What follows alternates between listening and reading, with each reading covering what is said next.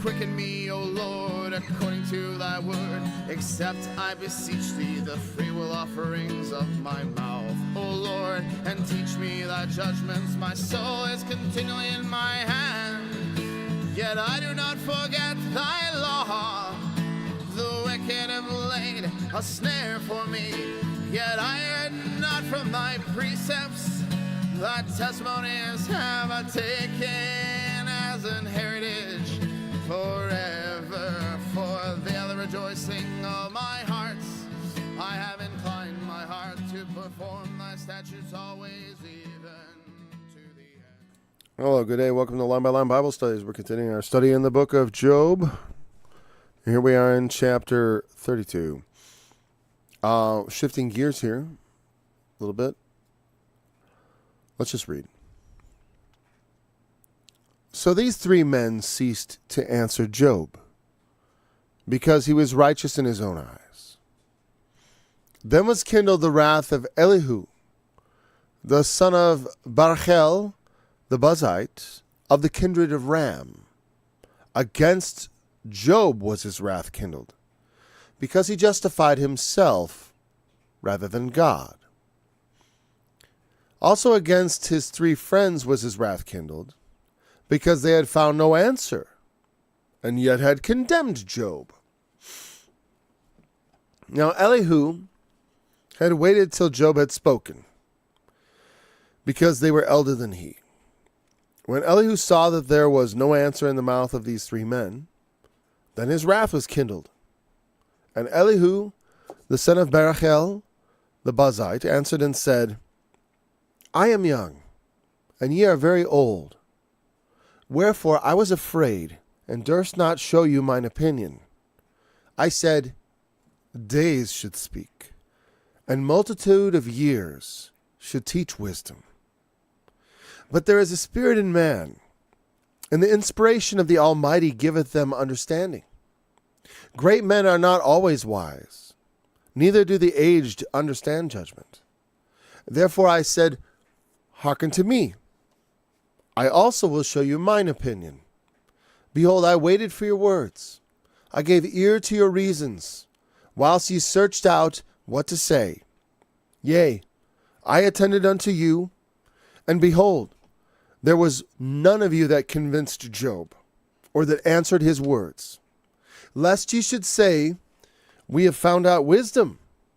God thrusteth him down, not man. Now he hath not directed his words against me, neither will I answer him with your speeches. They were amazed. They answered no more. They left off speaking, when I had waited. For they spake not, but stood still and answered no more. I said, I will answer also my part. I also will show mine opinion. For I am full of matter. The spirit within me constraineth me. Behold, my belly is as wine which hath no vent. It is ready to burst like new bottles.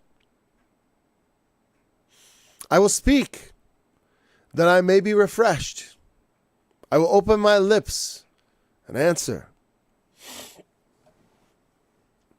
Let me not, I pray you, accept any man's person, neither let me give flattering titles unto man.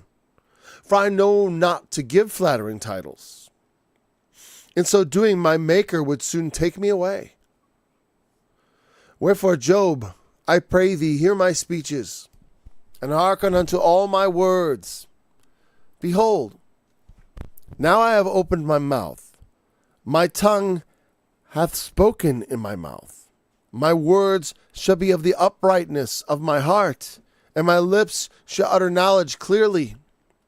The Spirit of God hath made me, and the breath of the Almighty hath given me life. If thou canst answer me, set thy words in order before me. Stand up. Behold, I am according to thy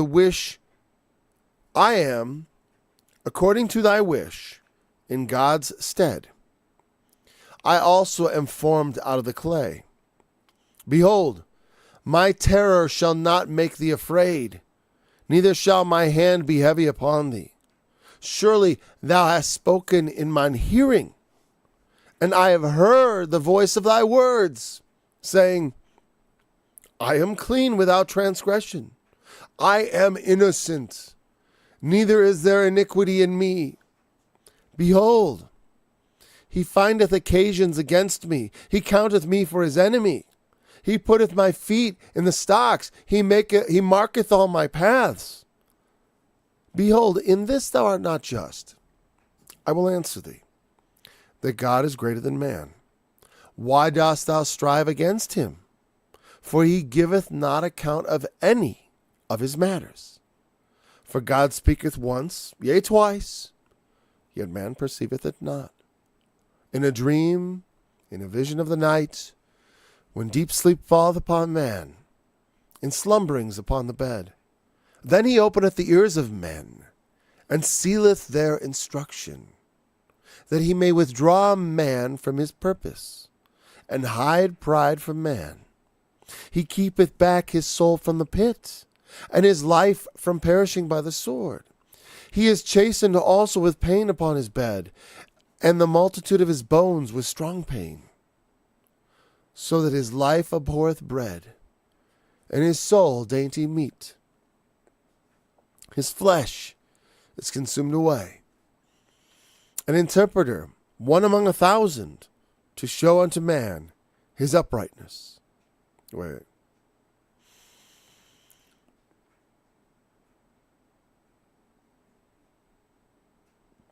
I'm sorry, verse 21 again.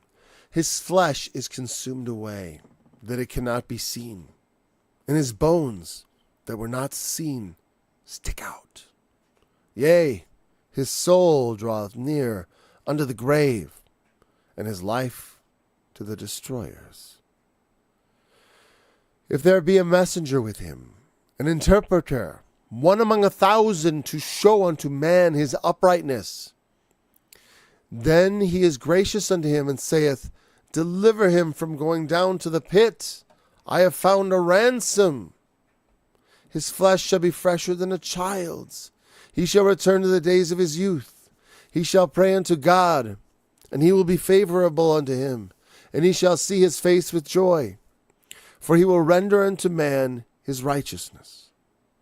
He looketh upon men, and if any say, I have sinned, and perverted that which was right, and it profiteth me not, he will deliver his soul from going into the pit, and his life shall see the light.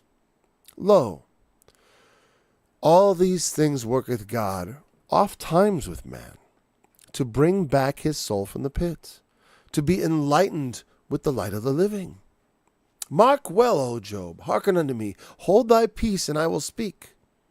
If thou hast anything to say, answer me. Speak, for I desire to justify thee. If not, hearken unto me. Hold thy peace, and I shall teach thee wisdom. I'm going to keep reading because he's got a point. We may read his whole point because there's, whatever. We can handle it. It's not much more. It's better than listening to me for a full hour, I'll tell you that. Furthermore, Elihu answered and said, Hear my words, O ye wise men, and give ear unto me, ye that have knowledge. For the ear trieth words, as the mouth tasteth meat. Let us choose us to judgment. Let us know among ourselves what is good. For Job hath said, I am righteous, and God hath taken away my judgment. Should I lie against my right? My wound is incurable without transgression? Which man is like Job, who drinketh up scorning like water, which goeth in company with the workers of iniquity, and walketh with wicked men? For he hath said, It profiteth man nothing that he should delight himself with God.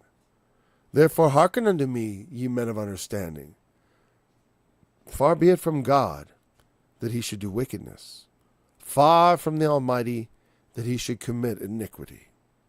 For the work of man shall he render unto him, and cause every man to find according to his ways. Yea, surely God will not do wickedly, neither will the Almighty pervert judgment. Who hath given him a charge over the earth? Or who hath disposed the whole world? If he set his heart upon man, if he gather unto himself his spirit and his breath, all flesh shall perish together, and man shall turn again unto dust. If now thou hast understanding, hear this. Hearken to the voice of my words. Shall even he that hateth right govern? And wilt thou condemn him that is most just?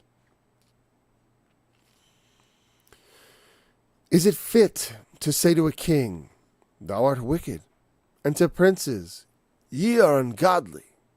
How much less to him that accepteth not the person of princes, nor regardeth the rich more than the poor? For they all are the work of his hands. In a moment shall they die, and the people shall be troubled at midnight, and pass away, and the mighty shall be taken away without hand. For his eyes are upon the ways of man, and he seeth all his goings. There is no darkness, nor shadow of death, where the workers of iniquity may hide themselves. For he will not lay upon man more than right, that he should enter into judgment with God. He shall break in pieces mighty men without number, and set others in their stead. Therefore he knoweth their works, and he overturneth them in the night, so they are destroyed. He striketh them as wicked men upon the open sight of others, in the open sight of others, because they turned back from him, and would not consider any of his ways, so that they cause the cry of the poor to come unto him, and he heareth the cry of the afflicted. When he giveth quietness, who then can make trouble? And when he hideth his face, who then can behold him? Whether it be done against a nation, or against a man only, so that the hypocrite reign not, lest the people be ensnared. Surely it is meet to be said unto God, I have borne chastisement. I will not offend any more. That which I see not, teach thou me. If I have done iniquity, I will do no more. Should it be according to thy mind, he will recompense it, whether thou refuse or whether thou choose, and not I. Therefore speak what thou knowest. Let men of understanding tell me, and let a wise man hearken unto me. Job hath spoken without knowledge, and his words without wisdom. And his words were without wisdom. My desire is that Job may be tried unto the end, because of his answers for wicked men. For he addeth rebellion unto his sin. He clappeth his hands among us, and multiplieth his words against God. We gotta keep going. Elihu spake thus, moreover, Elihu, verse 1. Verse 2. Thinkest thou... hold on a second. Spill here. Let me have a sip of this here.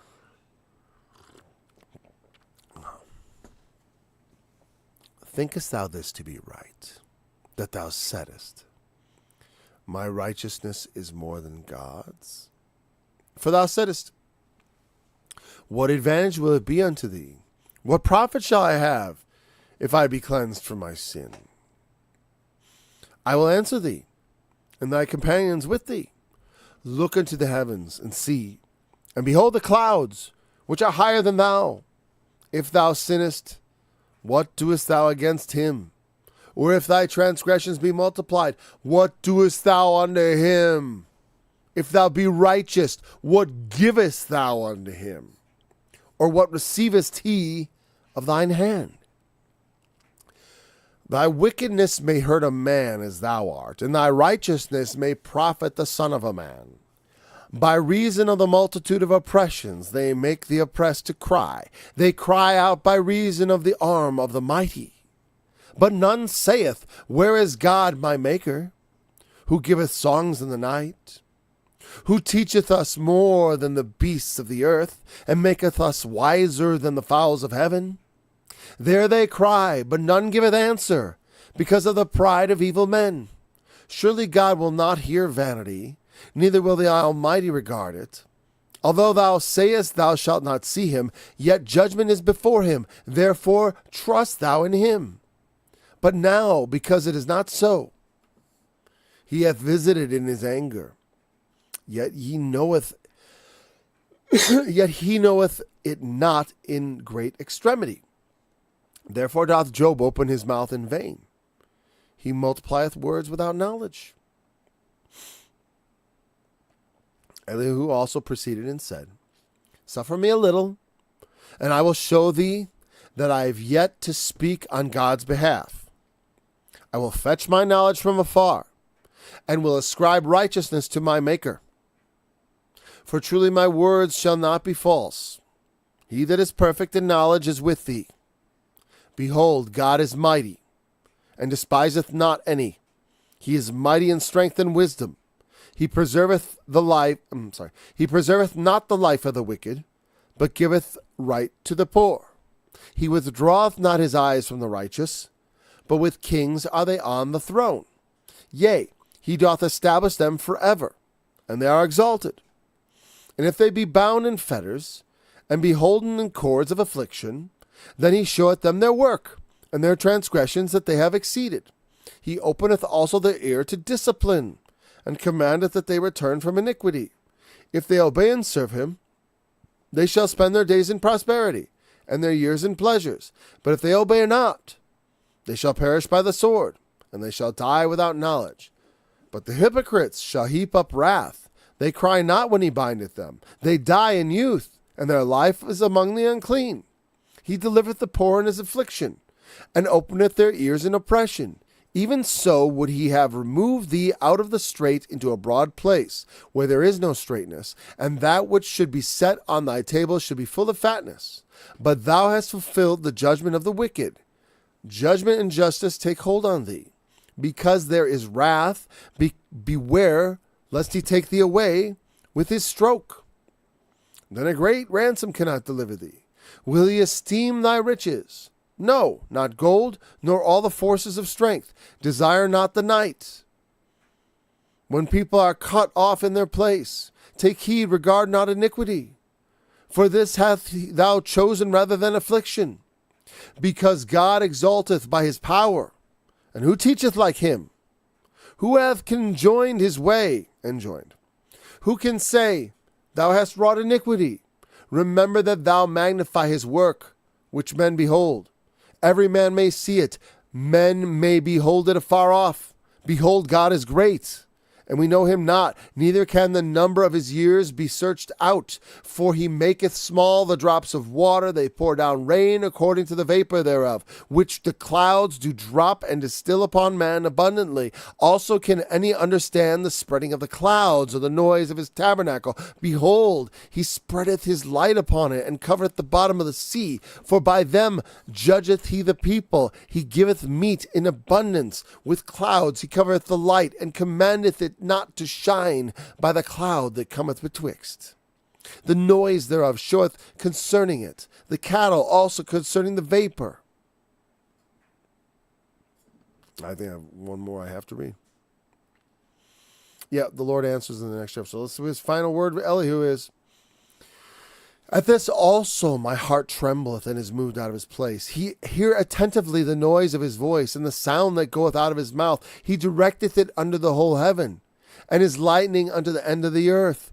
After it a voice roareth, he thundereth with the voice of his excellency, and he will not stay when his voice is heard. God thundereth marvelously with his voice. Great things doeth he, which we cannot comprehend. For he saith to the snow, Be thou on earth, likewise to the small rain, and to the great rain of his strength. He sealeth up the hand of every man, that all men may know his work. Then the beasts go down to the dens, and remain in their places. Out of the south cometh the whirlwind, and cold out of the north. By the breath of God frost is given, and the breath of waters is straitened. Also by watering He wearieth the thick cloud. He scattereth his bright cloud. And it is turned round about by his counsels, that they may do whatsoever he commandeth them upon the face of the whole in the earth. He causeth it to come, whether for correction, or for his land, or for mercy. Hearken unto this, O Job, and stand still, and consider the wondrous works of God. Dost thou know when God disposed them, and caused the light of his cloud to shine? Dost thou know the balancing of the clouds, the wondrous works of him which is perfect in knowledge? How thy garments are warm when he quieteth the earth by the south wind? Hast thou with him spread out the sky, which is strong, and as a molten looking glass? Teach us what we shall say unto him, for we cannot order our speech by reason of darkness. Shall it be told unto him that I speak? If a man speak, surely he shall be swallowed up. And now men see not the bright light which is in the clouds, but the wind passeth and cleanseth them. Fair weather cometh out of the north with God, his terrible majesty. Touching the Almighty, we cannot find him out. He is excellent in power, and in judgment, and in plenty of justice. He will not afflict. Men do therefore fear him. He respecteth not any that are wise of heart. And so then Job answers out of the whirlwind, very suddenly also, too. Just Job, God appears. So Elihu, after reading that, it's not entirely clear to me his argument. I think I understand his argument. This is how I understand it. Essentially is, you don't understand God, we don't understand God, but there has to be a reason. Okay, Job, you're just. He's going to give Job his due. And when he's going to say, you're just, but you're also kind of wrong. As I said, well, God, just like, hey, Jesus, people are going to hate if I say this, but I'm going to say this. Like when Jesus quoted Psalm 22, and I consider it a quote, on the cross, and I consider it an ironic quote, because the cross is the exact opposite of God forsaking man. I mean, literally, it is on the tracks. We show that chasm between God and man. It's called sin, and on one side there's man, on the other side there's God, and then what bridges that chasm in every little tract you've ever seen in your life? It's a cross, right?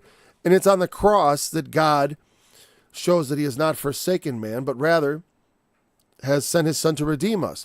And he's quoting it ironically, because that psalm also points out that very fact, but because he's technically wrong.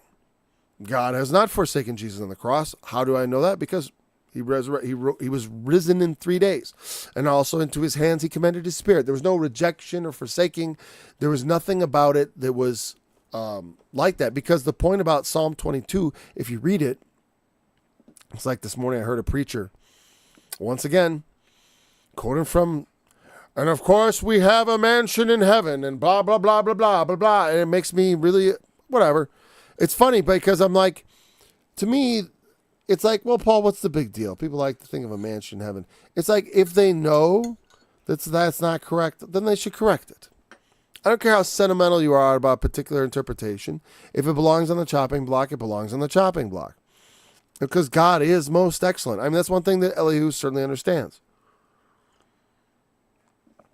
And the other ones do too. Except, he's only faulting Job for things he's actually saying. I say he's quoting Job. And I do think I also felt somewhat bristly.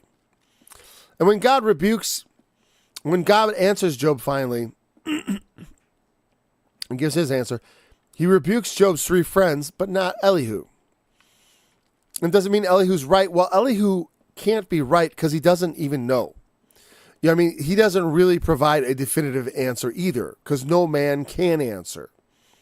And even God's answer is somewhat enigmatic, because it's an answer given by men who wrote this book down, who were inspired by God, who only have so much revelation. Remember, even in the book of Job, the resurrection is merely suggested as a potential, like Job is hinting at it.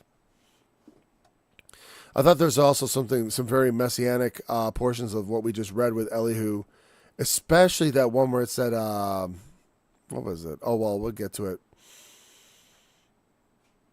whatever. I remember when I read it, I was like, well, there we go. I even looked at the camera if you were paying attention. And because I just thought, well, this makes me think of Jesus. There was so much there, though, it kind of slipped out of my mind afterwards.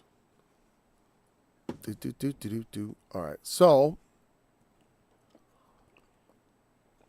I say, Job, I'm going to justify you. You're justified. Okay, you're just.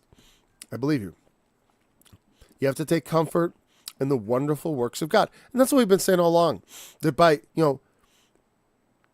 being his workmanship, God, when because like I've decided recently I wanted to, and I don't know how long we're going to do this, but start going to church on Sunday. We're going to a different church every weekend. And there's multiple purposes to that, but I also like to get in there and listen to what the preaching's like these days. And it was interesting, 2 different samples I got. And also the scene. So it's going to be interesting because I'll have some church stuff I'll be able to talk about a little more. Once again, delving into church world. And the kind of preaching we're hearing out there. And one of the things I noticed about the preaching is that right away when I went into the first place I went to was kind of somewhat Pentecostal. There wasn't any speaking in tongues, but people were kind of whooping it up, and they were kind of encouraging people to shout. They wanted some shouting and noise. And it was a very positive sermon. No weapon formed against you will prosper.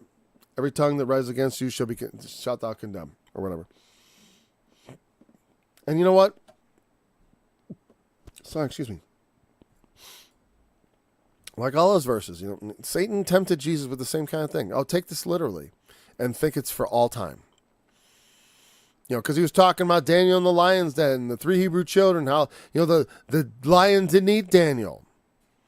Be in the first century, or maybe in the fourth or whatever, whenever, not quite the fourth, but in the first few centuries of Christianity, a lot of Christians did get eaten by lions, and God did not shut their mouths. But you know what?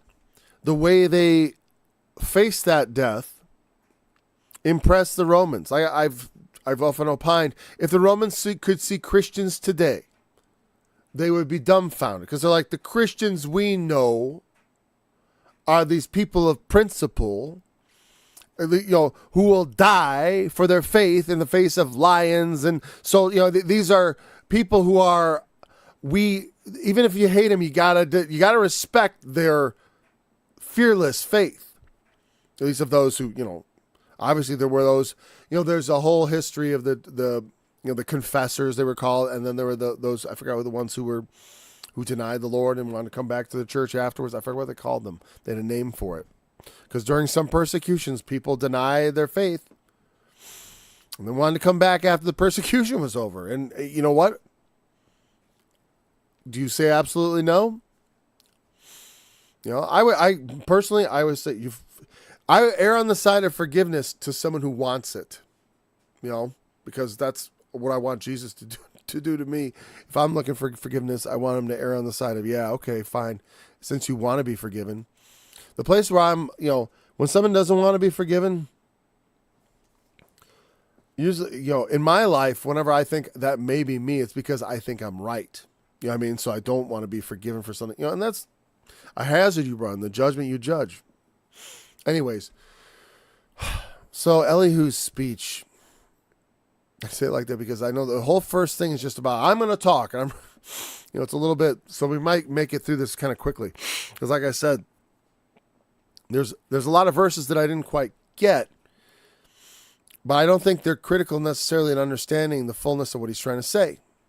Because like I said, I think the fullness of what he says is sort of like, we don't really know. And that's why when he starts giving his reply for God, he starts citing all these things, like nature and the course of nature and how things, it almost sounds like destiny. He's talking about God has a plan. That he doesn't say that precisely, but it seems to be almost what he's getting at in the latter part of his thing. Like the rain comes and this and that, and there's all order to everything. And so he's saying there's got to be some reason. And God is just, and he does do these things, and he makes things right. He's just reaffirming all that stuff, which they all kind of believe, but aren't but in the situation, they're, the 3 friends have gone astray. Job is walking the line carefully. He hasn't sinned. which shows you how tolerant God is. Like I said, my God, why have you forsaken me? He forgives you for being so doubtful. You know what I mean? Jesus wasn't doubtful. He knew, Father, into thy hands I commend my spirit. Those were his last words. So what the hell? Is he really? Why would he say that? My God, why have you forsaken me? And then later on he's like, well, Father, into your hands I commend my spirit. It's contradictory. It makes no sense. I mean, it's a bit contradictory. It's maybe not makes no sense, but makes a little more sense to understand that as being a prophetic. And did Jesus, now here's the thing, did Jesus feel forsaken? Oh, he did. It was, when he says Father in your hand, that's his faith reaching out, because the Lord himself also has faith, of course, and knowledge. But,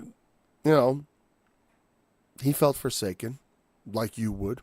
As forsaken, he was touched with the feeling of your infirmities, believe me. He was touched. When he was in Gethsemane praying that the cup should pass, it wasn't because it was like, well, whatever, I guess I got to fulfill prophecy or something. It was, no, he didn't want to drink it. You want to be tortured and killed? Me neither. And that's the thing. Did Job want to suffer these things? No. But God made him suffer it. Why? Ultimately, God has some sort of plan. That's what Elihu, I think his argument is. And if that is his argument, even though he makes it imperfectly, that's why he's not commended, because he's kind of like, there's got to be something. He's saying, I'm going to tell you, but it's more like he doesn't. And you got to remember, when someone says something, you don't necessarily believe it. Not all Elihu's words are necessarily right, but he's trying, and he's the young man, youth speaking. I like the things he talks about. The way he describes himself, actually, that's what it was. I am like a wineskin ready to burst. See, Jesus' parable of the wineskin was not without precedent. It's a concept been brought up in the Bible before. And of course, it was a concept of life that they understood. But this idea of having something inside of you want to get out. But Jesus used it differently, obviously, about putting things into someone. You can't never take analogies too far. Meaning, don't try to apply them down to every little thing where we like, this is this and that is that, because it gets to be tedious, and you might miss the point. There's usually a broader point that you got to be more focused on than the minutia. Though sometimes, maybe there's stuff there for a reason. Like in parables of the sower, the birds and the things that are identified. The Satan coming and taking the word out of their heart. It's worth noting. So his wrath is kindled against Job because he justified himself rather than God. Now he doesn't speak foolishly against God. He doesn't accuse him of any unrighteousness, but he accuses him of doing things within his divine prerogative of taking away because Job understands, naked came I into the world, and naked go I out. Blessed be the name of the Lord. I don't know why he's doing this to me, but I guess it's happening. And I'm not too happy about it, just like Jesus being crucified. And there's nothing wrong with that. Nothing wrong. It bears, like I said, in that I'm saying, walk couple miles in another man's shoes. Be in your life somewhere like Job is, suffer a bit, and then come back and talk to me about how, in the midst of suffering, you should be all hallelujah and stuff. I mean, it's great to be like that. I admire people like that, but many of us struggle. And it is good to have examples of struggling. It is good that Jesus, at the ultimate moment, at his ultimate trial, is like, Lord, Father, if it be possible, let this cup pass. Why not? It gives comfort because we would like to have the cup pass. Job didn't want to drink this mess that he had to drink, but he drank it. And there it is. And it's done. Okay, he's the kindred of Ram. You can look that up in the genealogies of the Old Testament if you think that's fascinating. And again, that kind of puts it in some sort of period of time. But there are notes in different Bibles about that kind of stuff. I'm interested in the internal meaning. Like it's in our Bible, so it's the Word of God. We got to figure out what God's trying to say through Job. Like I said, a lot of churches, and it seems like they almost can treat it like it's kryptonite. What, because they're wrong? Isaiah has a guy talking about eating poop. Should we delete that from the Bible? Should we not, I wouldn't necessarily read it out for a kid's study or something. It's like, hey, kids, do you remember the time when Rabshakeh was talking to the men on the wall about drinking their own urine and eating their own dung? You remember that? Okay. And against the three friends, because they found no answer. Again, they kept accusing Job, but, and Job would tell them. So, he's being wise. He's listening to all of them. And he's seeing a problem. He's angry with everybody. And God does answer Job somewhat shortly, because again, he does not condemn Job, but that doesn't mean, I might, without condemning my children, dress them down.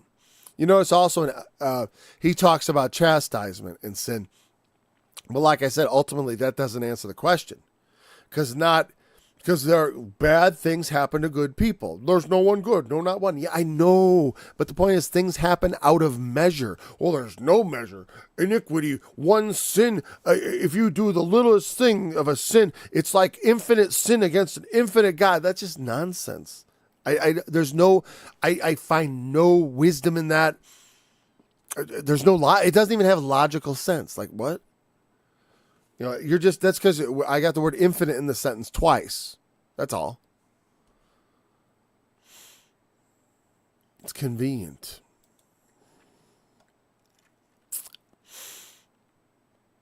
So he answers, I'm young, you are old. You're very old, you old guys. I was afraid just not showing your opinion. Respectful. It is good when you're young to respect the older and let them speak first. Something, when I was young, it was a hit and miss. Hey, I'm not trying to get her to my horn. I'm just analyzing. It's like, I know I'll tell you what, when I was young, I was much swifter to speak. And then when you're older and you're careful and you think about it and you've been around a long time, as Mark Twain said, it is better to keep your mouth closed and appear stupid than to open your mouth and remove all doubt. It was either Mark Twain or Benjamin Franklin, one of those two clever men said that. And yes, sometimes keeping silence is wise. But sometimes you need to open your mouth. It's required. And so he didn't want to start butting in with his opinion, being a young man, because it starts, they're going to say, well, what do you know? You're a young man. And I said, Dave should speak. Well, and he's right.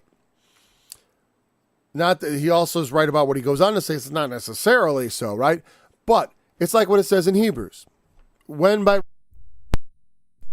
have a new chord, but it's not. It's an old chord. It's right here. But it's so long. I don't want to use it. I will only use it when this one actually breaks as an emergency. I want to get a replacement that's the right length, which is about 3 feet. I don't know. This one's built into this mic stand, which is, and in fact, I don't know if I could get another one into this. They actually attach the thing. Whatever. Should just disassemble it and redo the connections. I bet that would solve the problem. It's probably just loose.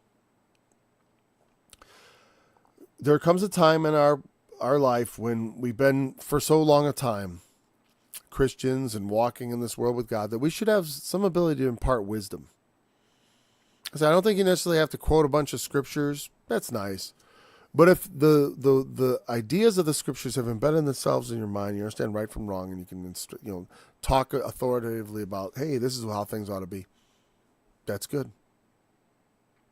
And it should be that the elder with the gray hairs should come wisdom and knowledge. I certainly, I don't know if I'm particularly wise, but I'm wiser than I was when I was young. And I agree that, time on earth should translate into greater wisdom. It doesn't always happen.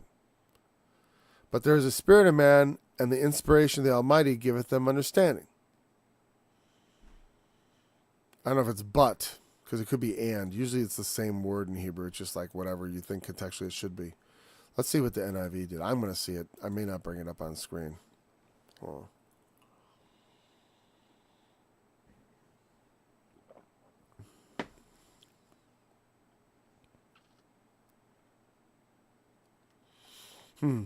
Yeah, they have but.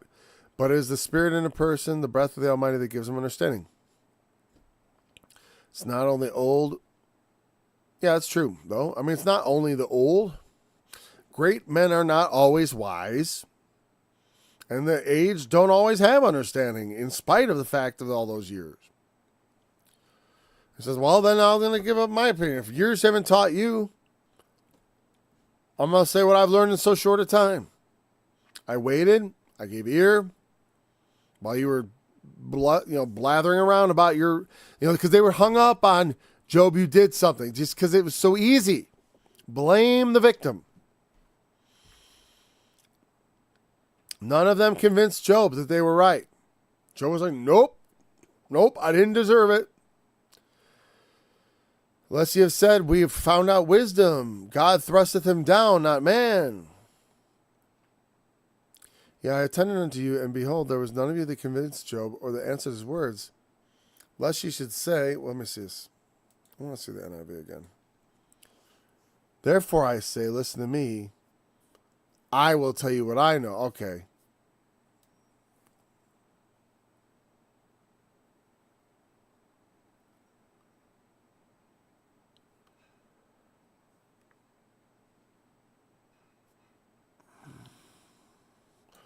Do not say we have found wisdom.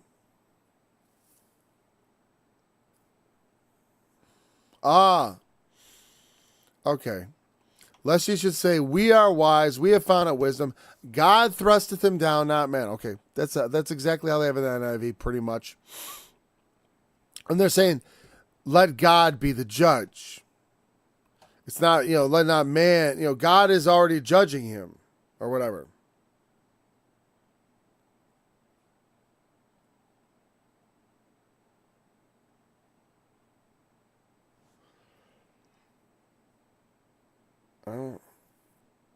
Okay. And then, again, all he's saying is like, Job hasn't been talking to me, and I'm not going to give the same answer you guys gave. They were amazed. They answered no more. They left off speaking. When I waited for, they spake not, but stood still. I answered no more.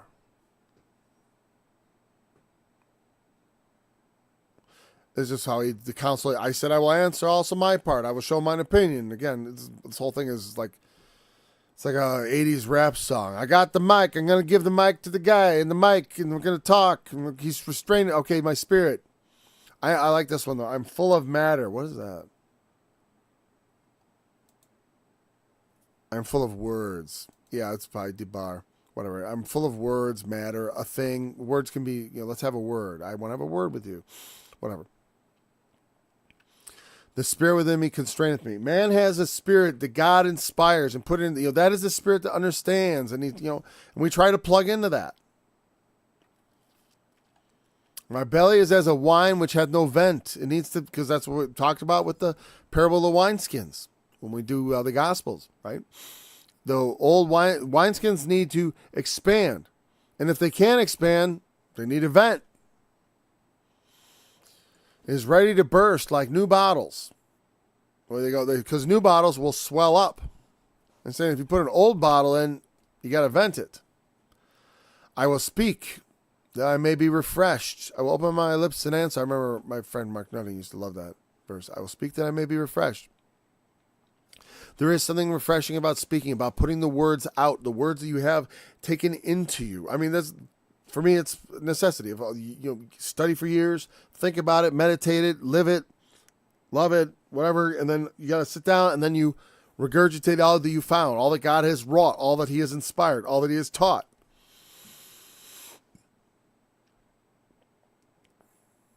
Let me not, I pray you, accept any man's person, neither let me give flattering titles unto man. No one should.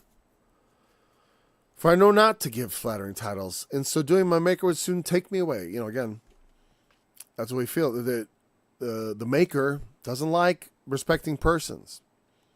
That's one of the whole problems of like the whole Israeli thing. You understand, it doesn't, just your identity is not what makes you pleasing in the sight of God. That's why the whole salvation is by grace through faith. But it's not that you identify with him. It's that you have faith in him. And faith is not just identification.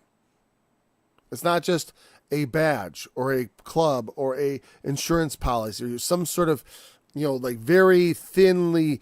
It is a real relationship with the living God. Faith. Belief. You believe he's the king and you live like that? Did you read what he had to say about stuff? What he said about when he came back, what he's expecting? Like I said, it's like I've read Jesus and I'm terrified.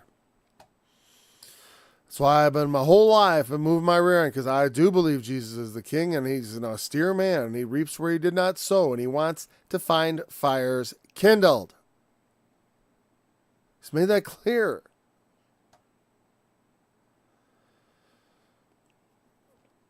Job, listen here.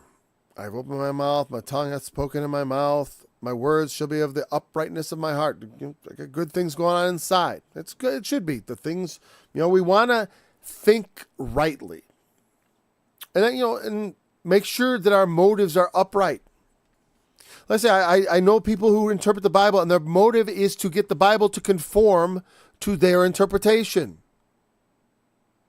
which to me is abhorrent. To me, some things you got to leave in the, I can't prove everything.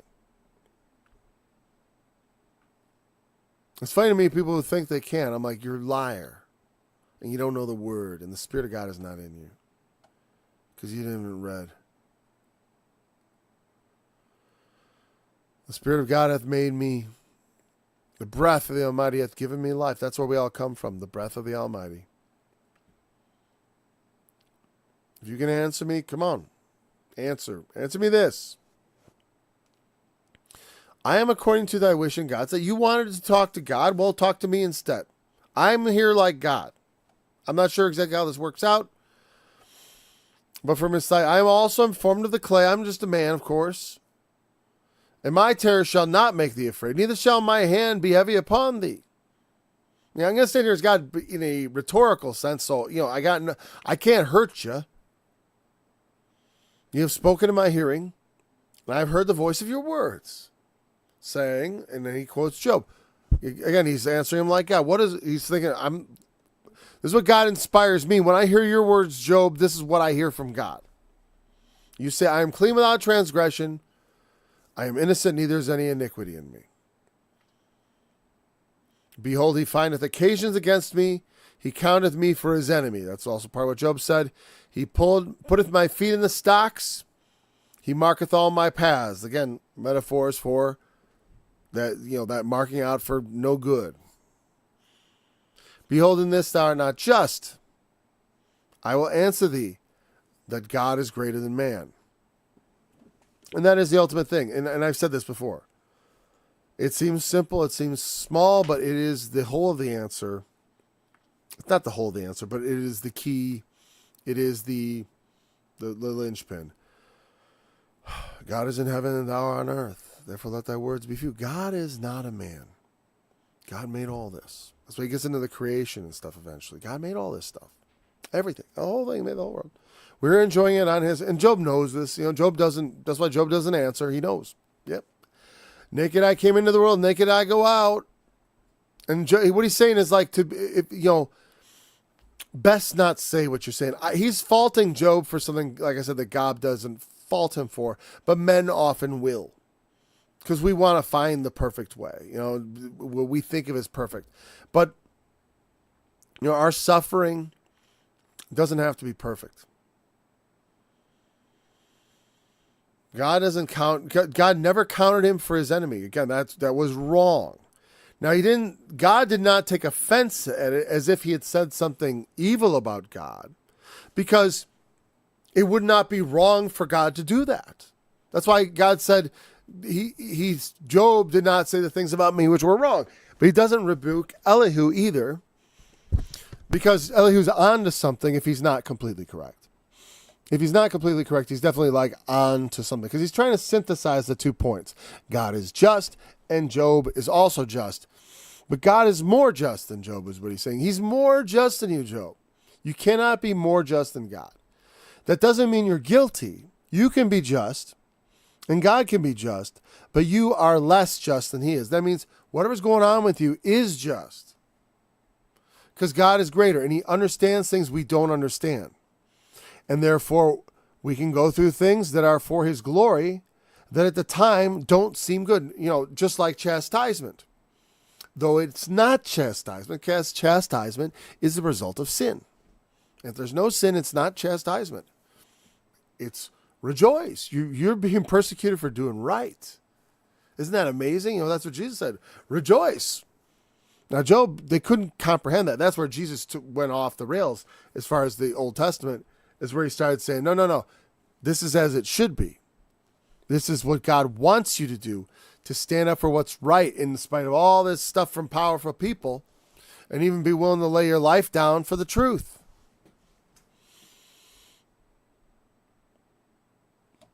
Why dost thou strive against him? For he giveth not account of any of his matters. God doesn't have to tell you. Why do you wrestle with God? Again, what he's saying is you should accept what God has done, which Job has done, but somewhat bitterly. So he's giving Job a sort of a critique. Right? He speaketh once, twice, yet man, God says things twice and man doesn't even get it.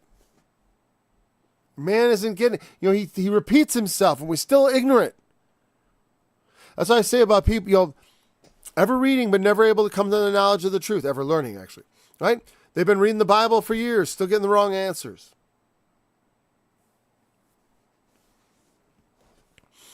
Because man doesn't get to just barge in. God has to let you in. Have you seen my servant Job? It's my servant Job. I do with him what I please. He's my servant. Yes, he pleases me. Because like I said, God had not counted him for an enemy. Now, he had allowed the enemy to go after him. And so it felt like that because an enemy was attacking him. And it felt like God's counting me like an enemy. Like when the Romans crucified Jesus. That's what they do to enemies. And God's letting this happen.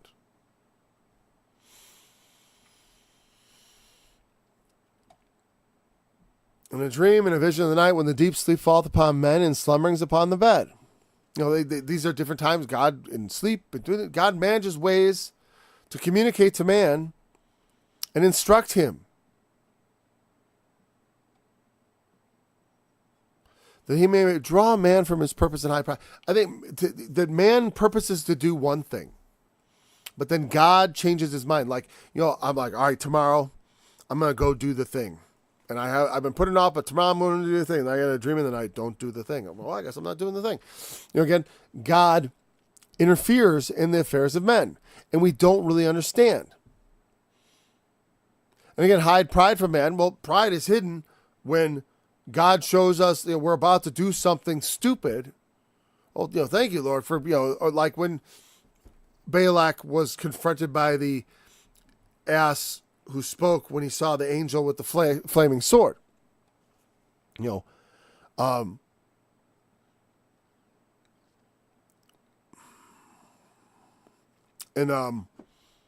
Because the prophet wanted to move forward in his pride and his I'm a prophet. It was heedless of the danger. And God often in a dream can turn us back from foolishness. Now, I think that's what it means. Now I'm going to look at NIV real quick at verse 17.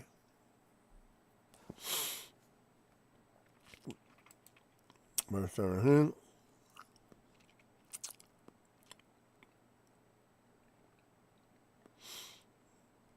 Yeah, keep them from pride, hide pride from man. It's to keep them to preserve them from the pit. Again, God has a way of communicating. He is chastened upon his bed, molted his bones with song pain, so that his life abhorreth bread.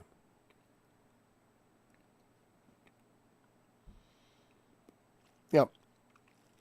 So again,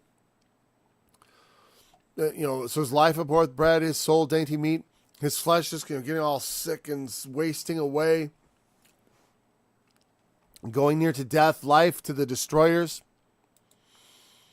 I wonder what that is. What? Okay, hold on. Strong's King James Version.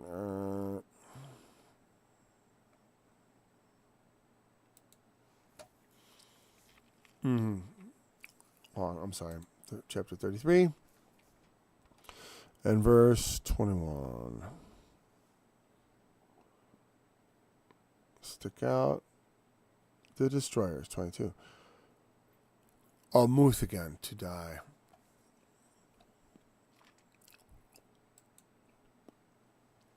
Anyways, but the point is,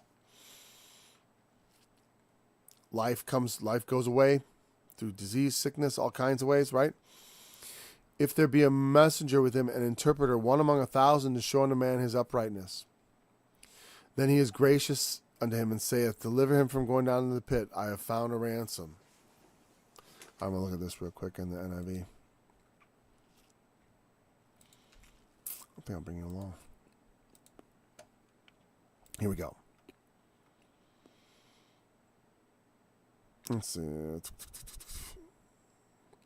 Their flesh wastes away to nothing, and their bones once hidden now stick out. They draw near to the pit, and their life to the messengers of death. Yet if there's an angel at their side, a messenger, 1 out of 1,000, sent to tell them how to be upright. And he's gracious to that person and says to God, spare them from going down to the pit. I found a ransom for them, that their flesh be renewed like a child's, and let them be restored as the days of their youth. He started prophesying. This is what goes on with Job eventually, right? Then that person can pray to God and find favor with him, and they will see God's face and shout for joy. He will restore unto him the full well-being. And they will go to others and say, I have sinned and have perverted what is right, but I did not get what I deserved. And God has delivered me from going down to the pit, and I shall live to enjoy the right of life. The light of life. Shall have the light of life. Jesus, that's John chapter 8. He that believeth in me shall not walk in darkness, but shall have the light of life. Which means the light of everlasting life. Because that's the idea. It's like you get close to death, it sort of reminds you, like, oh, death, I could die. Yeah, we can. We are mortal. We know we will die. But also, He's set eternity in our hearts, so it's just that we could live forever. And so that's the thing. It's like, well, we could live forever or we could die. So we have to confront these things. And when we do, it's almost like he's implying there's a lesson in this. You know what I mean? In going down there. He does all these things 2, 3 times to turn them, that the light of life may shine on them. Pay attention. So again, sometimes, and it's true in a sense, it makes me think of like, you never feel so alive as right before you have a brush with death, right after a brush with death. Very often this happens to people. They get close to death and like the exhilaration from escaping like kindles that fire. And so God does often, for whatever reason, because here's the thing. Job, he's not accusing Job of sinning, but the point is, if a sinner goes and says, I've done this wrong, blah, blah, blah, they can go to God and he will restore. He turns them out of the pit. And if he turns sinners out of the pit, how much more for the righteous who find themselves entrapped? That's what I would say. Anyways, I think we're about done for today. Like I said, he's got a little bit more to say. Life shall see the light. To bring back, God does this oft times with man. These are the things he works. He brings us back from the pit. And he's saying, again, just like what it says about the man born blind. They said, who sinned, him or his parents, that he was born blind? Jesus said, neither, but for the glory of God. And that's kind of the argument Elihu is making here. Hey, God does these things with men, where he allows their life to see the light, to bring them back from the edge of that pit, to be enlightened with the light of the living. And he said, so Mark, well, your life isn't over. You're still alive. God has still spared you. I know a lot of bad things have happened, but what is coming next? Seems like he's kind of hinting at. Anyways, so we'll pick it up at chapter 34 tomorrow, Lord willing. We won't miss any. Last week, I know we missed every study. There's things going on. I'm not going to bore you with details. But hopefully this week we'll have at least a full complement, or at least 4. Friday's often difficult, but we'll see. We get at least 4, maybe 5. Until then, remember, the testimony of Jesus is the spirit of prophecy, and he is the fulfillment of law. I got to move this mic closer. I am afflicted very much. Quicken me, O Lord, according to thy word. Accept, I beseech thee, the freewill offerings of my mouth, O Lord, and teach me thy judgments. My soul is continually in my hand, yet I do not forget thy law. The wicked have laid a snare for me, yet I heard not from thy precepts. Thy testimonies have I taken as an heritage forever. For they are the rejoicing of my heart. I have inclined my heart to perform thy statutes always even.